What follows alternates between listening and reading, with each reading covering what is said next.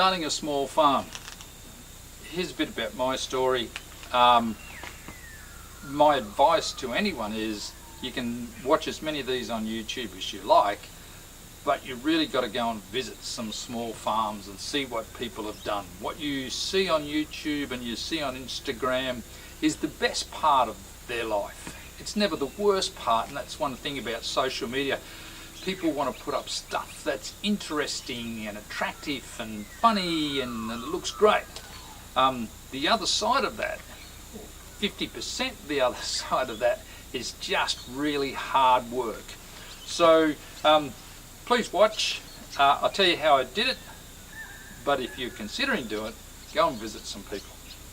So I first saw my property in 2013. Here we are, 2018, and I kind of got to that level where I think it's probably appropriate to make a video, because I feel like I've made it. Well, at least it's happening.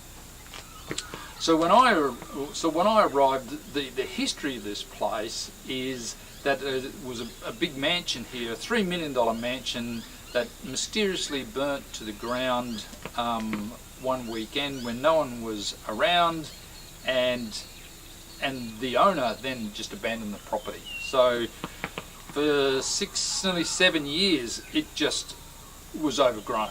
And if you know the subtropics around here, lantana in that time can grow 40-50 metres. So it was way up the gum trees.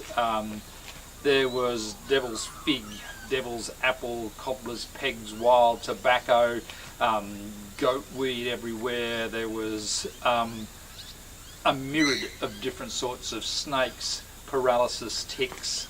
There was no house, obviously. When I arrived, a couple of months after I bought the property, I was living in a shed, no running water.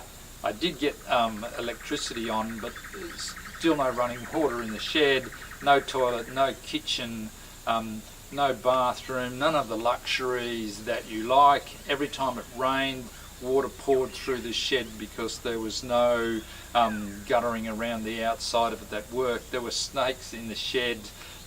Most nights feel like I just froze. But you know, you get through, and that's the beauty of doing this. You just get through, and you know, then the house was built and things really started to produce.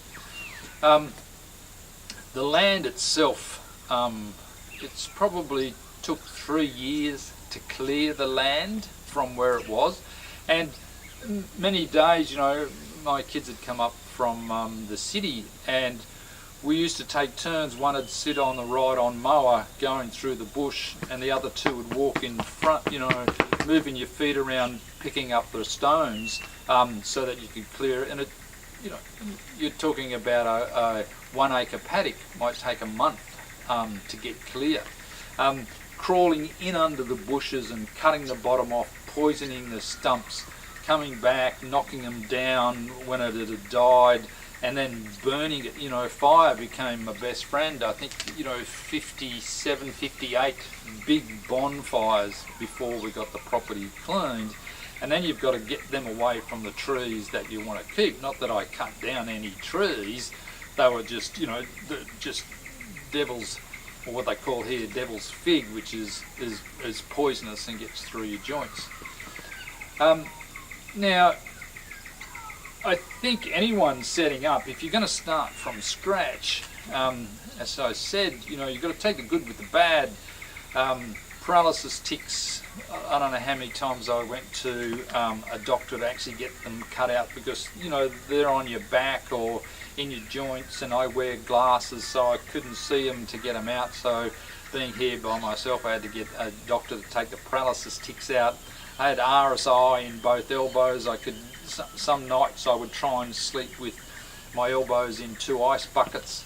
Tore my stomach muscles open, had to drive myself to hospital. So things like that is the downside of it. The other, probably the downside of it, is you have to be absolutely everything. You know, you have to be a builder and a fencer and a concreter and a vet and all of these different tasks you have to learn, and if you're like me, sitting on a city office desk every day pushing a pen around, it's very different, you know, which I now call in the real world. So just simple things, you know, like I built a fence around the vegetable garden, but when cattle get hungry, they knock fences down, and if you haven't built it structurally perfect, then in the garden they go, everything lost, please start again, go back to go, and don't collect your $200. So, you know, I learned probably too late in that instance that an electric fence just makes more practical sense than anything. So get an electric fence. You know, there's, I think you have to actually too, is it's time. One of the things when you first arrive, you have great enthusiasm for what it is that you're going to do, but you've got to realise it takes time. So, you know, you plant some fruit trees, well, you're not going to see fruit for 3 or 4 years, and depending on the tree, some of them, you know, some of the nut trees are 15, 16, 17 years, so plant them and walk away. Let's see what you can do with time.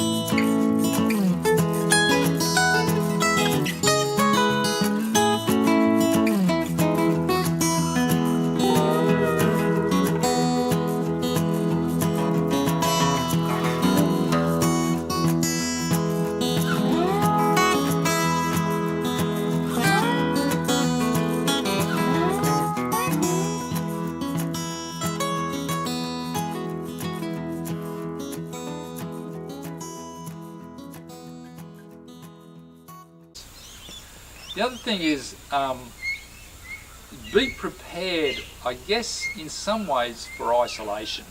And even if your farm is in a rural community like mine, it's surrounded by, you know, other acreages or smaller acreage and some even house blocks.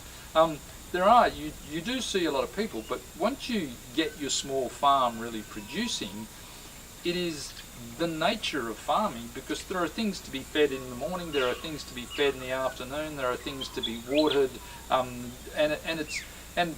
as much as they can look after themselves, but you just can't predict when something's going to get through a fence because the neighbour's cow's gone on, you know, is gone into season, or the horse has gone into season, or you know, some pest has got into your chooks. So you kind of get locked away to your farming activities because of that.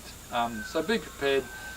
If you call that isolation, I mean, I don't, but you do get, you do feel like you're locked to the property in some way, just because of the nature of farming. One of the other things that I found was, along with the slog and the hard work of building a vegetable garden, building an orchard, was to set myself little projects in the middle of that, which was, I would call them a luxury project. So, you know, I put an outdoor spa in that you could sit in of an afternoon and look over the property and go, yeah, I've accomplished some things are happening here. It probably became the planning room more than anything, but it was just that touch of luxury. And then I put an outdoor pizza oven in, so when people came, you know, you could enjoy the farm by being outdoors.